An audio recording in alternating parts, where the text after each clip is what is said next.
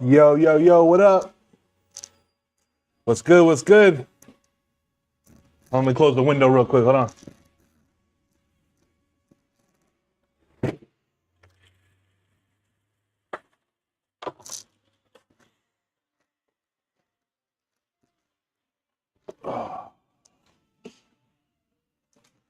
What's good? Welcome back, chat. Monday morning, Thanksgiving week. The kids are home from school, so you might see them moving in the background, doing their thing. My boy Benji just cooked up some fire breakfast. We got some eggs and cheese and sausage and some tortillas. Throw some motherfucking tapatella on that motherfucker right there. Yeah, baby, we love that tapatella right there. That motherfucking tapatella. All right. So I'm gonna mute my mic so I save you all the noise because I got my mic right here. Actually, this is what we're gonna do. We'll just put my mic right here. Boom.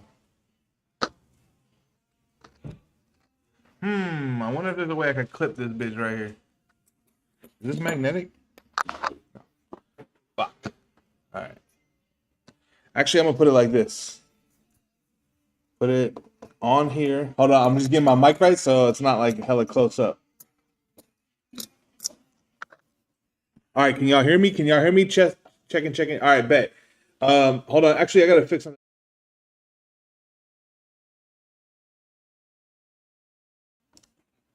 All right, my bad. I just gotta add some a different scene so y'all can see me clearly too. We're gonna go entertainment clean, okay, and make that one small.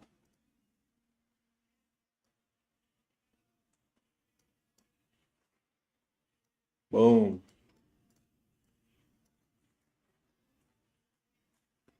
And then we'll go right there. I'm just trying to get the scene right. My bad, chat.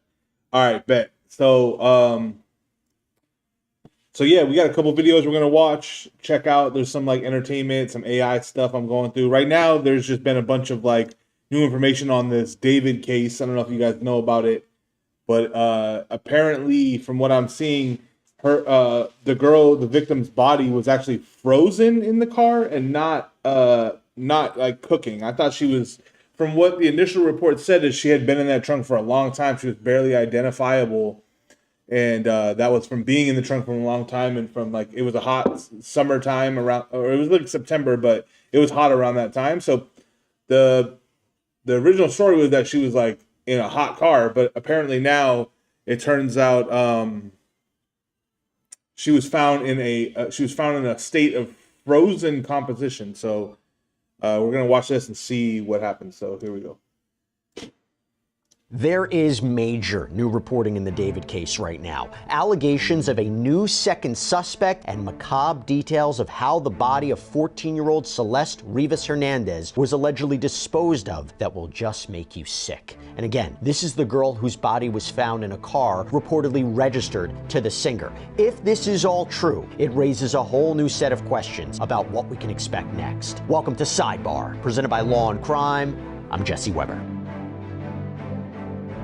By the way, before we get more into this, just gotta say something real quick. Have you ever left a meeting and thought to yourself, what did we just talk about for the last 30 minutes, hour? I expect answers like, hey, the linked death investigation. So this comes after we reported last week how TMZ claims that they spoke with the LAPD and they allegedly said that an arrest is not imminent in this case. And it was also reported that singer David is being considered a suspect. There's been a little bit of back and forth on whether this is strictly a death investigation or officially a homicide investigation. The LAPD hasn't labeled this a homicide investigation per se. And of course, this comes as this 14-year-old girl was found in the trunk of a car allegedly registered to David back on September 8th out in LA. But the back and forth on this has been really, really confusing because the LAPD had come out at one point and said they weren't sure if there was a crime beyond concealment of the body. And we were all waiting for the official LA County Medical Examiner's results and toxicology reports to come in. To be clear, there have been no arrests in connection with Celeste's death. But now let's talk about what just happened.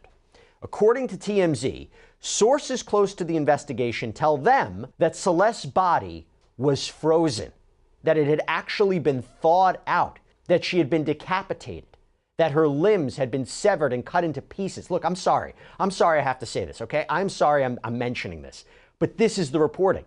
I hope it's not true. And I will add this, though. If it is true, the ME potentially can't determine a cause of death. Again, this is all according to TMZ. And actually, talking the ME, KTLA reported that Celeste's case number is 2025-14252. And when searching that number on the ME's page online, it had listed the cause of death as deferred pending additional tests. However, now, according to KTLA, that has changed on Friday. When you plug in that case number, all the fields are now empty. So KTLA has speculated whether that means a determination has been made in this case, or whether there has been a security measure been put in place upon official release to the public. And sources apparently telling TMZ, though, that the cause and manner of death could ultimately be listed as undetermined. Now, if that's true, it raises a ton of questions, and it may explain some of the confusing elements of this case. And look, it should also be noted that TMZ is reporting that in the rental property in the Hollywood Hills, which was near where that Tesla was parked on Bluebird Avenue, seemingly abandoned before it was towed away to the tow yard and Celeste's body was found inside. In that rental property where David had apparently been staying, TMZ claims that if you look at photos from inside that house from a few years ago, there is a large KitchenAid refrigerator freezer. And they go into the dimensions and whether it's possible a mutilated body could fit in there. By the way, a search warrant was executed on that property and reportedly items were seized. But to be clear, this is all speculative, okay? This is all speculative. We're trying to put in the dots here. And you have to wonder, if this reporting is true, that body was found in a hot car, right? It was reported that that Tesla had been there for weeks, even having been ticketed. So where was the body stored? When was it transferred? And I also have to mention this. TMZ had previously reported, and now is really talking about this, that police may be looking into an alleged trip that David had made to a remote area of Santa Barbara County in the middle of the night months ago in the spring. Spent a couple hours there, apparently. This is a new allegation. TMZ's Harvey Levin saying on his Two Angry Men podcast that he believes, quote, that Santa Barbara trip is the key to this case.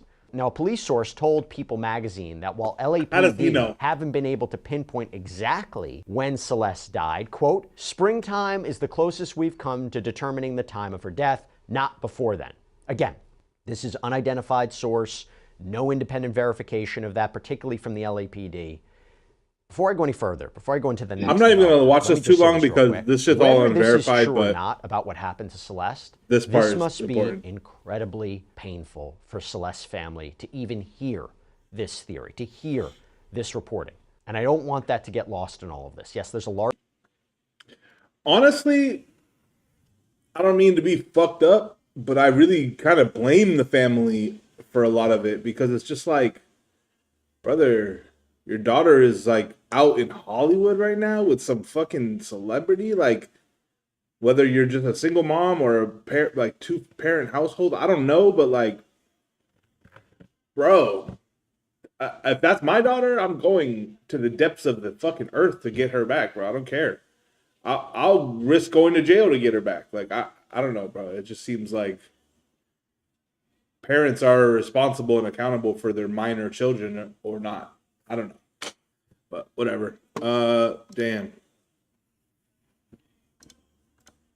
Large community who is following and invested in what happened to this girl. And while we can speculate and theorize and try to provide more information to law enforcement, let's never forget we are talking about the loss of such a young life under very disturbing circumstances. So sad. But that now leads into this second piece of major news that we need to get into as well. TMZ is now reporting that there is a second person who may be considered a suspect in this investigation, someone who allegedly may have helped in the disposal of Celeste's body. In fact, acclaimed criminal defense attorney Mark Garagos said on his Two Angry Men podcast with Harvey Levin, he claimed that he knew the identity of this person, that authorities told him this person may have been involved, quote, before, during, and after Celeste's death. And Garagos claimed that it was a combination of cell phone data and electronic data from the Tesla, location data from social media, that all leads to this second potential suspect, with Garagos saying he thinks this all means that this person, quote, connected to one of the last times that car was moved. And when we spoke to Steve Fisher, the private investigator, who was hired by the person that owns the rental property that David had lived at, he says he saw video of someone driving that Tesla and provided that information to law enforcement. I say all that now to bring in Mike King, retired police commander, host of Profiling Evil, author of Wolves in Sheep's Clothing. We're not going to do all that. Gaussian splatting is easy. All right, this is a video called Gaussian Splatting in Blender, Fast Plus Free. If you don't know what Gaussian splatting is, he might explain it in the video, but I'll give you a little preface. Basically, it's a form of photogrammetry. Now, if you don't know what photogrammetry is, I'll explain that. It's basically it's the method of like taking a bunch of pictures. So let's say, for example, this Tapatio, I could take pictures around the whole thing on the top, on the bottom, and then feed all of those pictures into a computer program, a photogrammetry program. There's a couple of them out there, and it will stitch together all those pictures into a 3D model of whatever that object is. Now, there are some like limitations with that, and from what I understand, it's not as like high fidelity, and it's a very like slow process. But from what I understand, Gaussian splatting is a much better method for doing this, as it only shows you what you need to see. But that's basically all I really even know about it. I haven't done any Gaussian splatting myself. I have done photogrammetry many times, but it looks like it's getting better and better, the technology. When I first learned about it, it was very like fringe technology where there was a lot of like drawbacks, which made it like not really ideal for like paid projects. For me personally, I was just like, I'll learn about it when it gets to this point, and now here we are. It's fast and free, apparently, according to this video. So let's see. Easier to do than ever before. I've been playing around with it for the last couple of months, and it's a brilliant way to create 3D models using home videos, found footage, and collections of photographs. Okay, so you really can just use a video for it too, which is cool. You don't need to take a million pictures of each individual object. You can just take a video and get these type of results, I guess. Gaussian splats are impressionistic three-dimensional point clouds, which capture the optics of the camera, the atmosphere of the space, and the materiality of its surfaces. They capture soft, fuzzy, organic forms, and glassy, shiny, and translucent objects. That's key right there. Glossy, shiny, translucent objects you cannot do in photogrammetry. We can now do this process using all free software, and we can compute our models faster than ever using GlowMap. We can render our splats in Blender, and we can composite 3D objects into them, which also happens. Let's look in the Cole map real quick.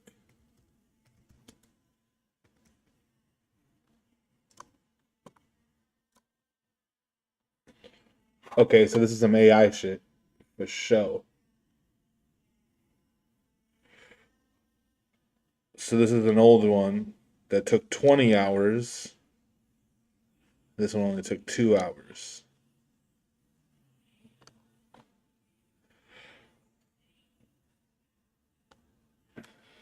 I'm going to read this real quick. While neural rendering has led to impressive advancements in scene reconstruction and novel view synthesis, it relies heavily on accurately pre-computed camera poses. To relax this constraint, multiple efforts have been made to train neural radiance fields, NeRFs, without pre-processed camera poses. However, the implicit representations of NeRFs provide extra challenges to optimize the 3D structure and camera pose at the same time. On the other hand, recently proposed 3D Gaussian splatting provides new opportunities given its explicit point cloud representations. This paper leverages both explicit geometry representation and continuity of the input video stream to perform novel view synthesis without any SFM processing. We process the input frames in a sequential manner and progressively grow the 3D Gaussian set by taking one input frame at a time without the need to pre-compute the camera poses. Our method significantly improves our previous approaches in view synthesis and camera pose estimation under large motion changes. Okay, so what I'm getting from that is that you usually, to do this technique, would have to put the camera on a tripod, and if you did it, this is how it would look. It would look blurry like this, basically. But if you go back, now with moving cameras, you can get this clear representation of the scene from a moving camera. You don't need to lock the camera down. Let's see, there's some other... Yeah, look at that. Wow. Yeah, because this left one this is what I'm used to seeing for, and now look. That's really good. Approach.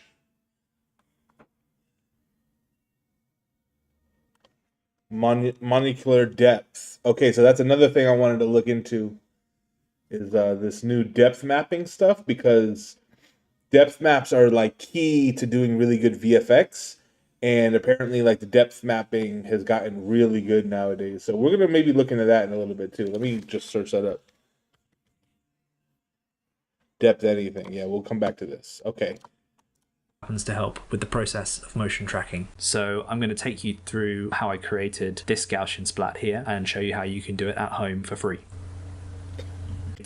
We can render our splats in Blender, and we can composite 3D objects into them, which also happens to help with the process of motion tracking. So motion tracking is good for that too, because basically if you have a video and you turn it into a Gaussian splat, then instead of tracking points in the 2D video, you have a 3D scene that you could match onto the video, so then you know exactly where everything goes. Oh shit. So that's the new motion tracking, is Gaussian splatting the video that you already shot. So I'm going to take you through how I created this Gaussian splat here and show you how you can do it at home for free. Okay, so the first thing that we need to do is we need to convert this video into still frame. We know how to do this, PNG sequence. Or perhaps even more than that. You might want to 200. So I'm going to download path. The command, the first thing we need to do is actually... Whole lot of hacking and shit, but you get the idea. Gaussian splatting is here now. That's dope. Okay, let me move my camera so you can see. Oh boy. Thank you for your video. Good shit. Moving on. Trapmore gang, we are back. One more David update. This guy, I don't watch his whole videos, but we'll see what he's talking about. With an insane update on this David case, okay? I've got a couple of updates for you today, okay? I have been traveling today, so I'm a little bit late to the party, but basically, one of the wildest pieces of news has just come out about this situation. And this is something that people have been saying that might be true for a while now, okay? People have been saying that they've seen a freezer in the background of some of David's videos in his house. They were saying maybe they froze her body. People were saying this was a far-fetched theory. I'm not going to lie. I personally thought this was a very far-fetched theory. I thought, ain't no way he put the body in a freezer. But now, apparently, come to find out, they're saying Celeste's body was found in a frozen state, and the cause of death may never be determined. I can't believe what I'm seeing here. This is actually insane, okay? So TMZ have reported on it. They've broken the news, and I'm going to give you everybody's reaction from all the different subreddits in this video. Okay, it says Celeste Rivas's body has been found, Celeste's body had been frozen, and as a result, it looks like the LA County Medical Examiner will not be able to establish a cause of death. Sources directly connected to the investigation are telling TMZ. According to those sources, the medical examiner received the body in horrendous condition. It was decapitated, and while the torso was intact, the limbs had been removed and cut into multiple pieces. This is disgusting. This is twisted, okay? It says, while we're told all of the body parts were partially frozen and had apparently been thawing out while sitting in the trunk of David's Tesla. Remember, David's vehicle had not been moved for several days when it was parked on a Hollywood Hills street near his rental home, which resulted in it getting towed, and then the body was found. As TMZ reported, Celeste's body was in such bad shape, initially investigators didn't even know if it was male or female. When the body was received at the medical examiner's office, the initial determination was that this was a victim of an apparent homicide. But our sources say the medical examiner is now having trouble establishing an official manner or cause of death. It most likely will be undetermined. Other sources connected to the investigation tell TMZ the LAPD's robbery homicide division is viewing Celeste's death as a homicide, and even if the official cause of death is undetermined, authorities can move forward with an arrest. TMZ broke the story, and David is now considered a suspect in Celeste's death. What's more, TMZ learned there's a second suspect who authorities believed helped David with the dismemberment of Celeste's body. I'm going to cover that in a separate video because I've got a whole bunch of threads that kind of lead into that, but I want to just kind of like cover that separately, okay? But just for the sake of this video, I'll let you know what it says in this article. It says Mark Garagos appeared on the most recent episode of the Two Angry Men podcast, and he says that he knows the name of the second suspect, and authorities have told him that this person might have been involved during, before, and after Celeste's death. TMZ also broke the story. A critical part of the case involved a trip investigators say David took to a remote area of the Santa Barbara County in the middle of the night back in the spring, where he spent 2 hours. If Celeste's body was taken to that area months before it was discovered in LA, it seems the operating theory is that the body parts were put in some sort of freezer for a long time before they ended up in David's Tesla late last summer. This is absolute insanity, okay? They're saying that the body was frozen. I'm hearing theories and news on the other sub. Now they look like a bunch of idiots. Edit, who the F is actually downvoting me? Okay, people saying, I remember this. Yes. Oh my God. Freezer box, September 2024. In the background of a YouTube short with Bryant Barnes from September the 4th, 2024, I found an appliance box with its delivery binding still on. I'm pretty sure that's a chest freezer from Medea. This refrigerator or freezer has a capacity of 7 cubic feet. The Tesla Model X front has a capacity of 6.5 cubic feet. Also, the refrigerator setting that would allow for the infamous 40 degrees. This is crazy, man. This is crazy. Let's see the YouTube show. Let's not give it David another cent with a copyrighted song. That's a freezer box. Jesus. Fresh delivery of a freezer, yeah? And people say, no, this isn't the same property. Well, now we're finding out he's got multiple properties, all right? But hey, okay, apparently it's not at any of those properties, okay? Everybody's saying, oh, okay, it doesn't, you know, people are saying after today's news, I feel sick looking at this. Oh, wow. People saying, I came running looking for this post. Do you know what is meant by also has a refrigerator setting that would allow for the infamous 40 degrees? Whoa, it's a lyric from his song One More Dance, 40 degrees all around us, which matches his typical holding temperature in a morgue.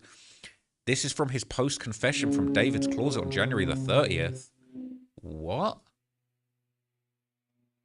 This TikTok on January the 30th on David's closet seems pretty damn literal. In the first shot, he's wearing and centering that freaking Hello Kitty ring and saying outright that One More Dance is not just a song, before highlighting lyrics about a dead body at a morgue?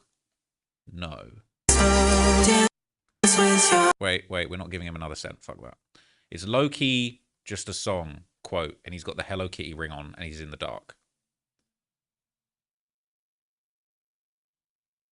Bro, shut the F up. Do you hear what I'm hearing? Dance with your eyes wide shut, 40 degrees all around us, holding you closer than ever before. The only way I'm letting you go is if I can't see my hands, if my heart beats one less faster than it ever has before. All that I ask of you is one more dance. What? What? It's low-key a PDF confession. Bruh. All right, off of this. Damn. Okay.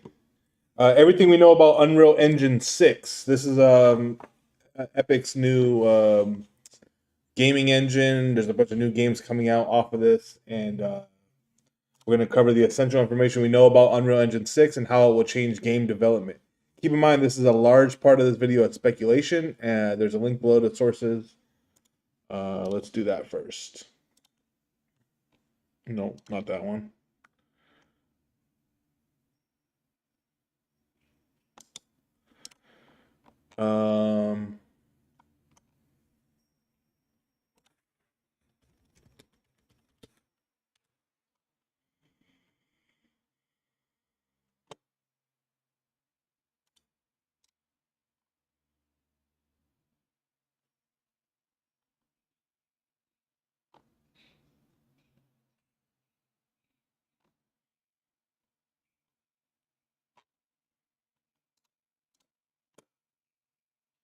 So what's the state of things with Verse? And I guess what you're outlining is if, and hopefully it is successful, this would be a big part of Unreal Engine 6.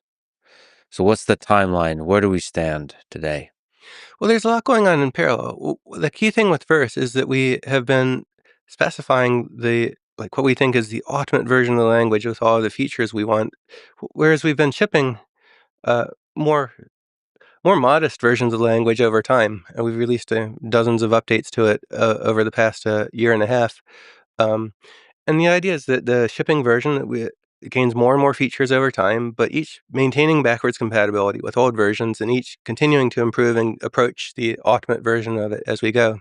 And we've been doing this experiment entirely within the world of Unreal Editor for Fortnite for now. We want to test this and iterate with Fortnite creators in just the metaverse usage case before we make it available to all of our partners using Unreal Engine for all of their projects. And the idea is to iteratively improve it and build it out. Because right now, UEFN has relatively few features for programming. It needs a lot more, and everything we add makes the world a much better place for Fortnite creators. And we're adding major new APIs every few months throughout the course of this year. Whereas Unreal Engine licensees who are building standalone games already have access to the full engine through C++. They have massive expectations of an API, and so we can't release this to them until we've built up all of the essential features that they'll need for building their gameplay in the future. And so, we have these two different tendrils of progress. There's Unreal Engine 5 for game developers, and there's Unreal Engine 5 targeting the Fortnite community. And there's different bits of development that are only in one area of it that aren't applied to both. Like, not all of the Unreal Engine 5 features are actually available in Fortnite because some of them we haven't figured out or haven't gotten to the point where we can deploy them to all 7 platforms in a platform independent way. And so the place where all of these different threads of development come together is Unreal Engine 6. And it's a few years away. We don't have an exact time frame, but we could be seeing preview versions of it perhaps 2 to 3 years from now, and we're making continuous progress towards it. So that's really nice. So there's this ultimate version of a language that you're constantly working on. Nano Banana Okay, so Unreal Engine 6 has been coming for many years. Sorry to waste our time there with that one. Pro changes everything. It's a new AI image model from Google, and it's by far the most useful image model of all time. Yet, most people have no idea what it can do. Nano Banana Pro can think before generating, recreate any style, generate perfect text, and execute complex edits. Yeah, this model is insane. But most videos only show you the cool images that it can make. Instead, we'll go deeper. In this video, I'll show you how to correctly prompt Nano Banana Pro, the technical secrets of the model, practical ways to adapt it in your life, how the Synth ID watermark works, and how to build your own app powered by Nano Banana Pro. Because this model just enabled so many new startups. So if you want to have an unfair advantage over everyone else, watch until the end. Now, what even is Nano Banana Pro? Well, it's a new image model from Google. And as a little game, try guessing which of these is actually AI. And if you said on the left, you would be correct. But if you said on the right, you would also be correct because both are AI. The left is the old version of Nano Banana and the right is Nano Banana Pro. And you can see that this image truly cannot be recognized. And a big part of this is that Nano Banana Pro was built on top of Gemini 3 Pro, which right now is the best AI model in the world by a lot. Another thing that makes Nano Banana Pro very powerful is that it has native grounding with Google Search. Let me just give you a quick example. So here I am in Google AI Studio, which by the way is the best place to use Nano Banana Pro. And then I'm gonna say, create a realistic photograph of Vik, Norway at the current time of weather, which by the way, that's where I'm at right now, in the fjords in Norway. So on the right, I'm gonna select aspect ratio 69 and let's do 1K resolution and let's run it. Now, as you can see, the model starts thinking, right? So it thinks for 10, 20, 30 seconds before actually creating the image. And this is what makes Nano Banana Pro so freaking good. It's like the jump from one-shot LLMs that we've seen in 2023, 2024 to reasoning models that we have now. And there it is. You can see that it used the sources, time and date, weather crave, and Shutterstock to actually generate an accurate image of Vik. And here it is. And if we look outside, it's not too different. The weather is actually almost identical. In fact, you should try it on your own city or village where you live and you'll be shocked at the accuracy. Now, you might be wondering, but David, how does this model work? How is it so good? Well, most popular AI image models are simply diffusion based, right? And yeah, by the way, this graphic was generated with Nano Banana Pro and it's incredible. To put it super simply, diffusion means it starts from noise and then it denoises to get the final image. However, Nano Banana Pro might also have some autoregressive properties. So autoregressive models work more similar to how LLMs work, where the images are tokenized into tokens, which are saved in weights and biases, and then during generation, we use a autoregressive transformer, which gets constructed into a generated token sequence that results in the final output image. Simply put, autoregressive models generate image tokens step by step, like an LLM does for text. But in this case, it's for pixels. Now, the truth is that we don't actually know which architecture Nano Banana Pro uses because Google doesn't tell us. You know, it's one of their proprietary company secrets. But what isn't a secret is how to actually use the model, which is what I'm gonna show you in this video. So rather than just showing you a bunch of flashy tweets like everyone else does, we will focus on real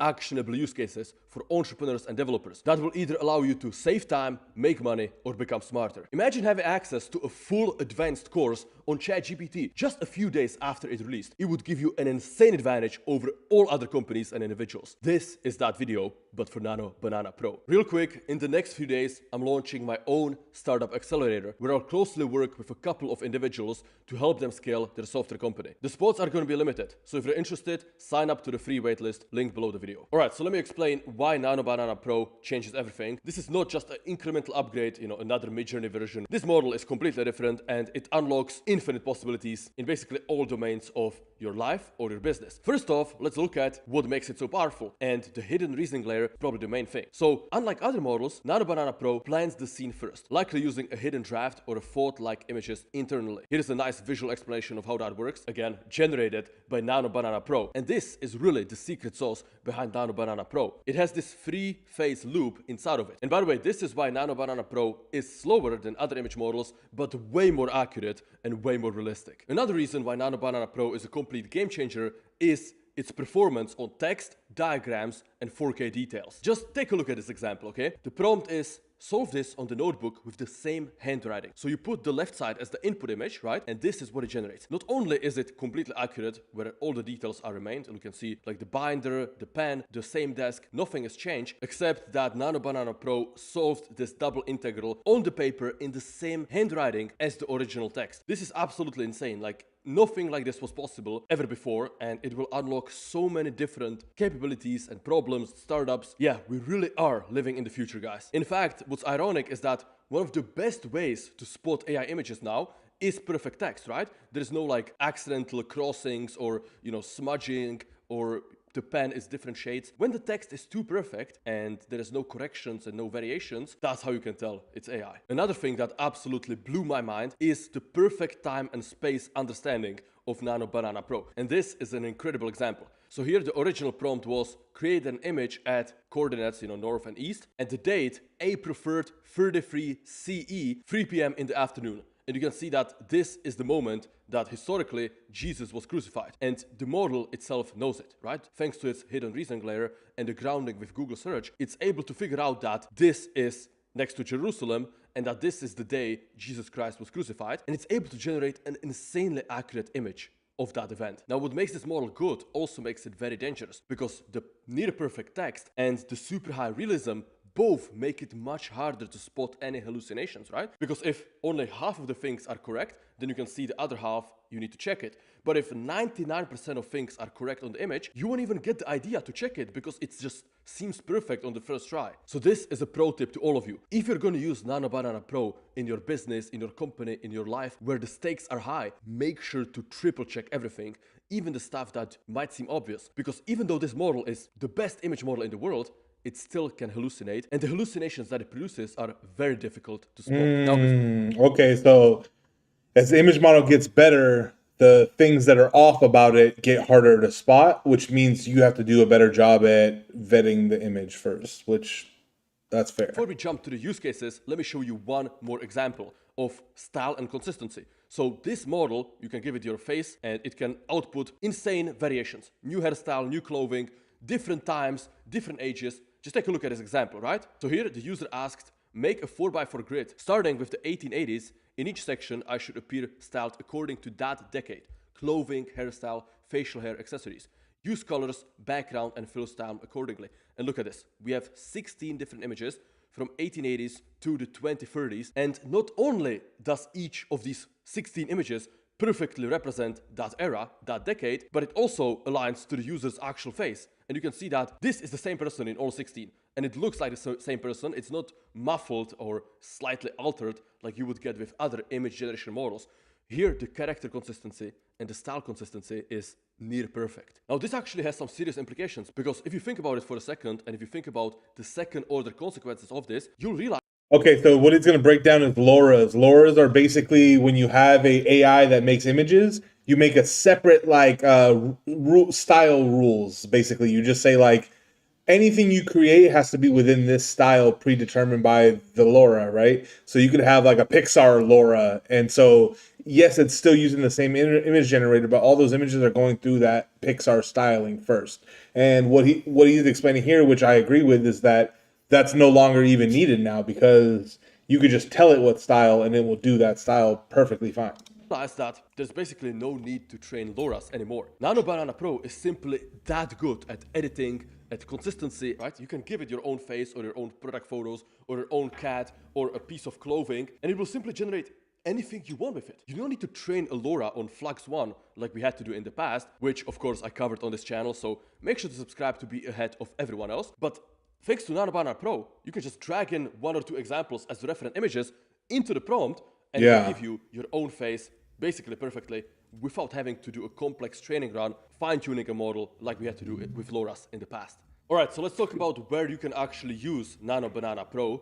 And there are a few options, right? So first is the Gemini app. This is the most obvious. When you go to gemini.google.com, you obviously have the option to click on Tools and create images. This will use Nano Banana Pro for now, if you have access to Gemini Free Pro, that is. So either the Pro plan or the Ultra plan.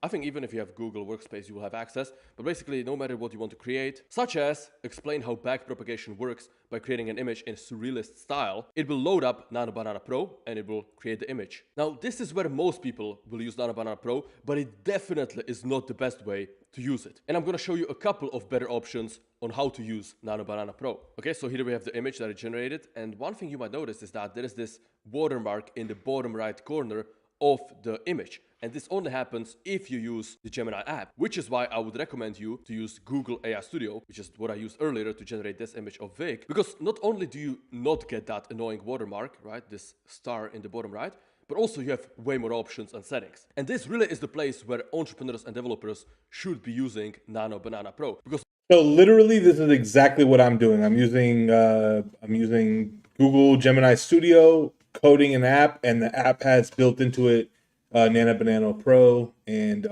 Gemini, and I'm even going to be using VO 3.1 on here too. So it's pretty cool that it's all in one space. I do find myself trying to code on the Gemini app, and while it's doing what I want, it's hard to excuse me, it's hard for me to like go back and undo certain things. It only lets me do one level of undoing, and sometimes when I even make a change, it will do that change and fix some fixes. So my undo only undoes the fixes, and I just can't even undo the whole step that it just took, which is not ideal. So I do find myself wanting to bring the app into Cursor, but even in Cursor using Gemini 3.1, or yeah, the new Gemini, you know. not only do you get high resolutions, you also have custom aspect ratios, more tools, and more control over the model, and I would say a better UI as well. Let me just show you. So this is what Google AI Studio looks like. So first off, on the left, click on Playground, and we can actually close the nav menu. Then I'm gonna move my webcam so we can... Hold on, I'm gonna pull it up right here too. Google AI Studio, Playground.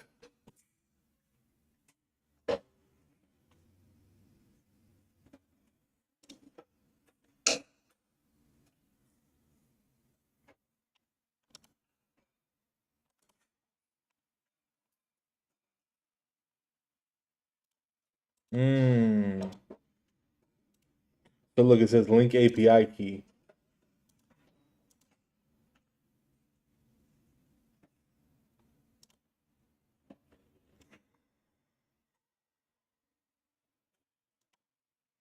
See, once I start working on stuff in here, I low-key just want to get off the live because I don't want motherfuckers to see the shit that I got coming. It's like a tough place to be in because I want to like monetize it.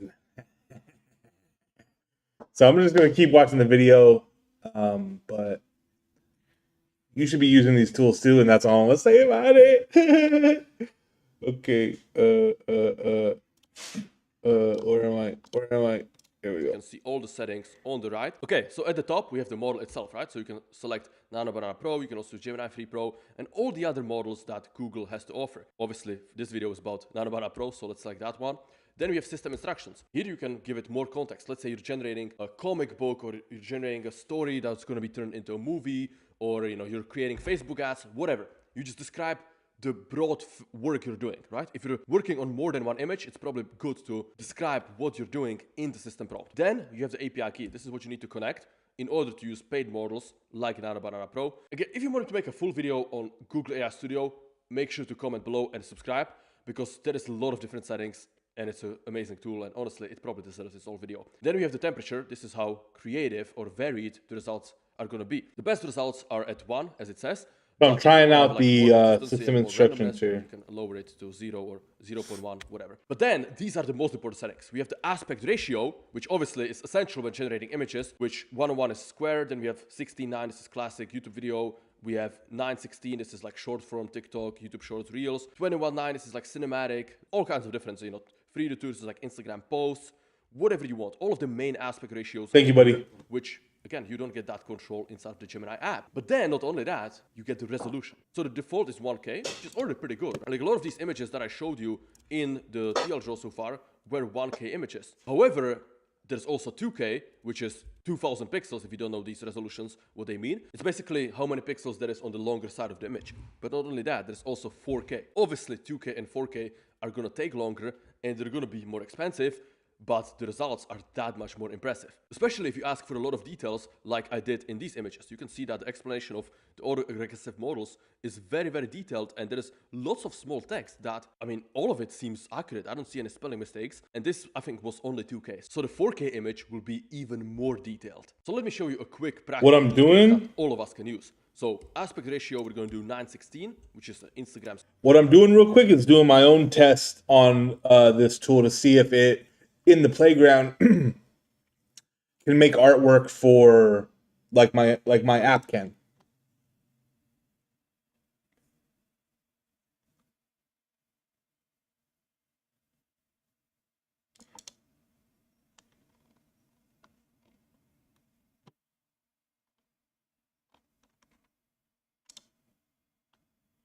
Okay, so I already saw an image. That's cool.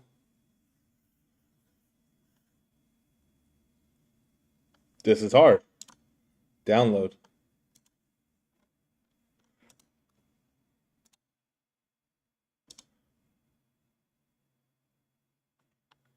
Okay.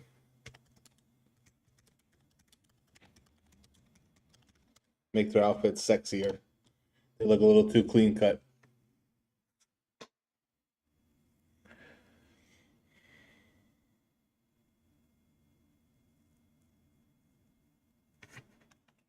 All right, well, that works. We can go back to the video. Story format. We're going to go 2K resolution, and I'm going to do an Instagram story promoting your software. All right, we checked that out. We'll check that out in a little. Let's see if we got any art here yet. Okay. Yeah, that kind of works. Like, what the hell are they actually wearing, though? I don't know, but that works. Okay. Oh, shit. Hold on.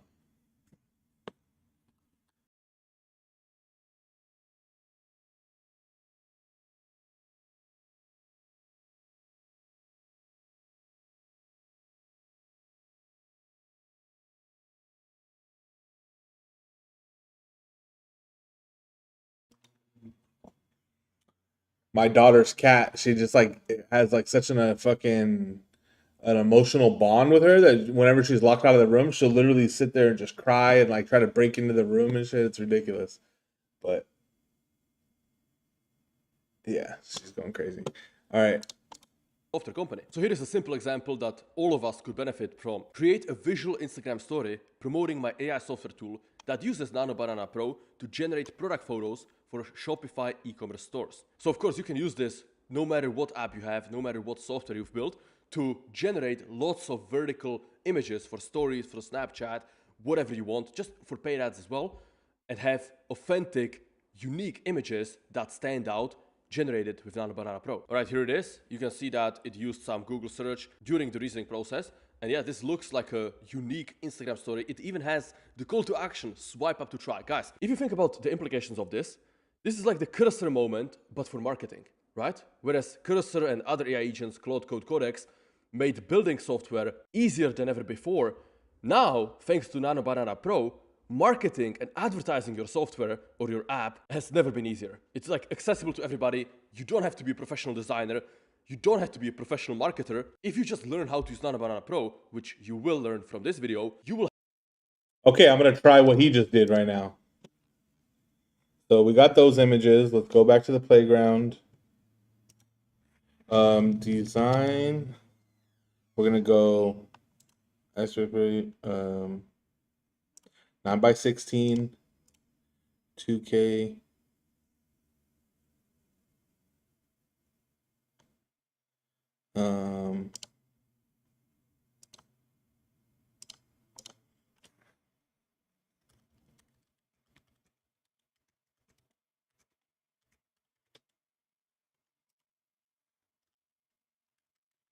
I'm not even going to do this. I'm going to do...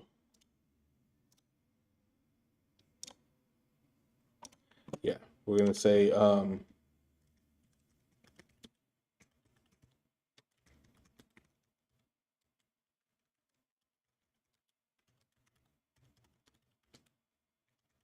my cover art app cover pop. The app allows users to upload reference photos or browse real artwork for inspiration. The app generates a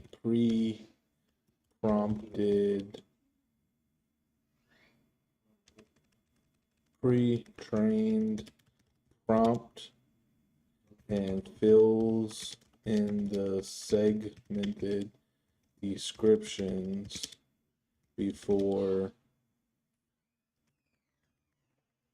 These are editable before the user generates the actual cover art. All right, we're going to see what that makes right now. It's going to take a little second.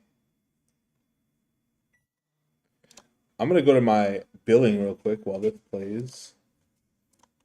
You'll have an insanely powerful tool at your disposal that allows you to market any business, any product, anything you want with unique images that are attention grabbing, that are relevant to your product with perfect text. I mean, the fact that this is now possible is incredible, and most people are just not going to do anything about it. They're going to see this video, they're going to think, oh, this is pretty cool, and they're not going to implement it. That's the angle I took with this video. My goal is to show you how you can implement this, because this is beyond powerful. If you start using it, your business can transform overnight. You can have way more creatives, way more A/B tests, way more assets than ever before for a fraction of the cost. Now, if you think this is impressive, just wait until you see what's coming. Because later on in this TL Draw, I have some incredible use cases that are gonna blow your mind. Now, another place where you can use Nano Banana Pro is, of course, in Notebook LM, which is Google's tool for learning, research, and understanding. And this really is the best way to use Nano Banana Pro to become smarter. Now, I just made a whole video on Notebook LM, so I'm gonna link that below the video, so make sure to watch it after this one. But just to show you a quick overview,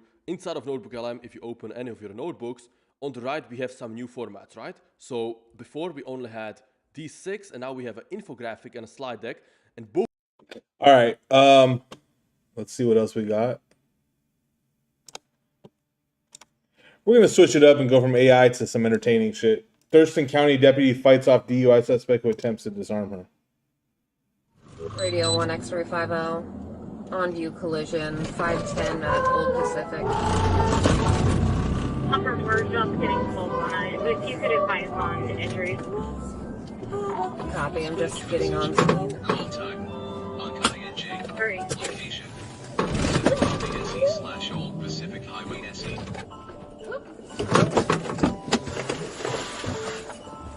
That's the track. They hurt in that.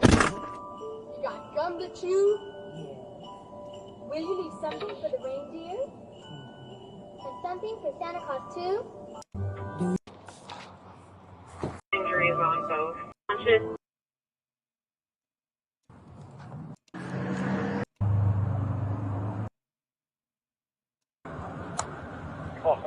Approaching me, he's still approaching, he's gonna get tased. If you approach me, you're gonna get tased. Have a seat. You're not going near those people either. Have a seat or you're gonna get tased. He's attempting to approach the other car. I'm giving him verbal commands to stop approaching me. He's still approaching. He's going to get tased.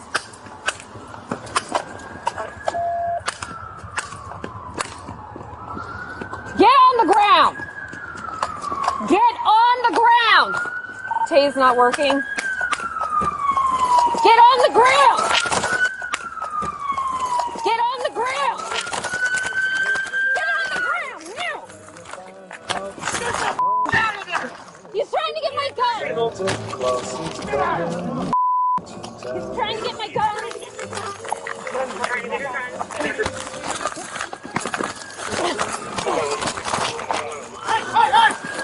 Drop it or I'll fucking kill you! Drop it or I'll fucking kill you! He doesn't. I'm already dead anyway, motherfucker! Drop it or I'll fucking kill you! I got it. You. Fire! Gun is Okay.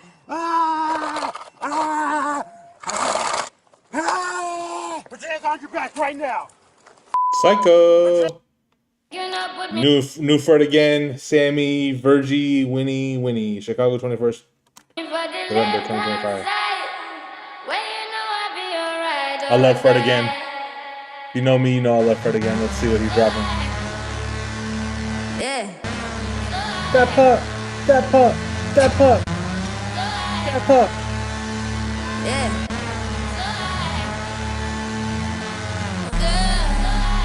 Just a little bit. I heard this already.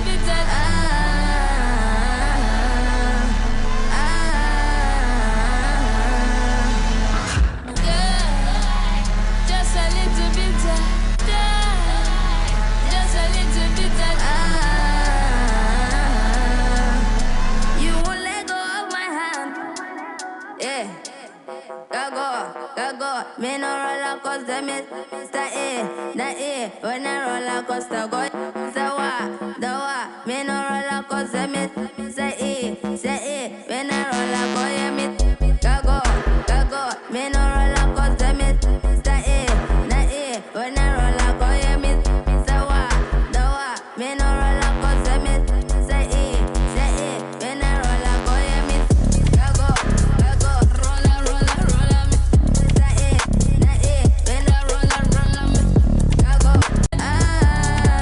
me. All right, I already heard that one. It was on one of his mixes. So, all right. Well, that's it for today's stream. We did about an hour. That's about good for me. I got a bunch of work I'm going to get into, and not all of it's like shareable on social media. So, I got some more stuff though. Maybe tomorrow I'll come back. I know Thursday is Thanksgiving, I believe, and right, Thursday Thanksgiving. Yeah, Thursday Thanksgiving, and the 24th. Oh wait, no, wait, really? Thursday and then Black Friday. Okay, yeah. Thursday. I knew that. Turkey Thursday. Everybody know that. Turkey